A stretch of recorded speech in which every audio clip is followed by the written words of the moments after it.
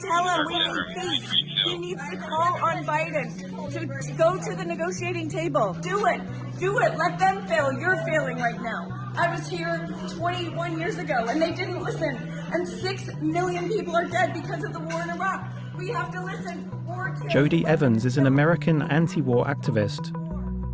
Throughout her life, she has been steadfast in her efforts to win people's hearts and advocate for peace. She co-founded the anti-war organization Code Pink with a group of like-minded women around 2 decades ago. They use pink as their signature color. I started in the late 60s, early 70s as an anti-war activist. It was during the Vietnam War, and older brothers of my friends in high school were dying and coming home in body bags. And they were 18, 19, 20 years old. So my first activism was really to try to stop the war. Which one of the things was to talk about. We ordered balloons, so we're going to see the proofs to see if they look good this Jodie week. strives every day to make the world aware of the US government's continuing role in wars overseas, either through public events or sharing online. She calls herself a citizen diplomat. And we watch that with the wars that have been driven by the United States.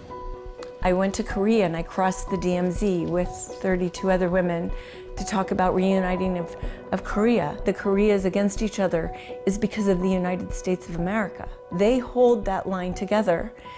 Imagine not being able to see your mom or your dad or your sisters again because of a line that was created in Washington, D.C. I mean, I can't even imagine. To me, it's horrific.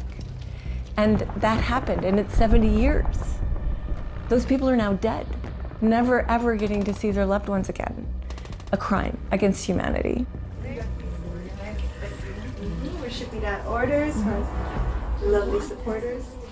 I was looking, we don't have a lot of large left, right? We have a lot in the I Heart Palestinian Human Rights. Oh, we do? Yeah, so we're good. Okay, beautiful. This weekend, Code Pink has organized a demonstration in support of the Palestinian people. Their slogan is Ceasefire, Free Palestine.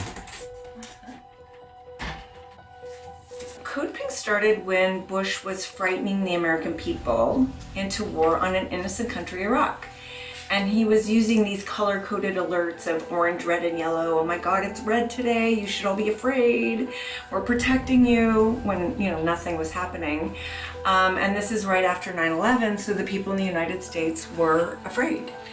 And so we called Code Pink for peace. Innocent, fully innocent people who had done nothing.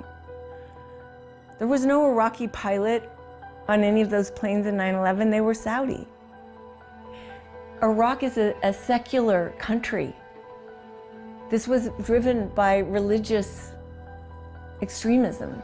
It was a country where they'd worked very hard to modernize. The women were running things. They were not covered. It was a secular country. The United States destroyed a beautiful country and beautiful people. And 6 million people are dead from that war on terror, including the war on Afghanistan. While in the meantime, the fabric of society in the United States of America is shredding and shredding and shredding. The inequality has grown by incomprehensible. I think that I say Biden is leading a suicide pact of people in power and with money. My life is about stopping this monstrous regime that is the United States of America, that thinks it's okay to murder people. It was okay for 500,000 children to die in Iraq. With our sanctions, that was called permissible collateral damage. That's monsters. That's what a monster does. That no war is not the answer, and that we need peace to survive.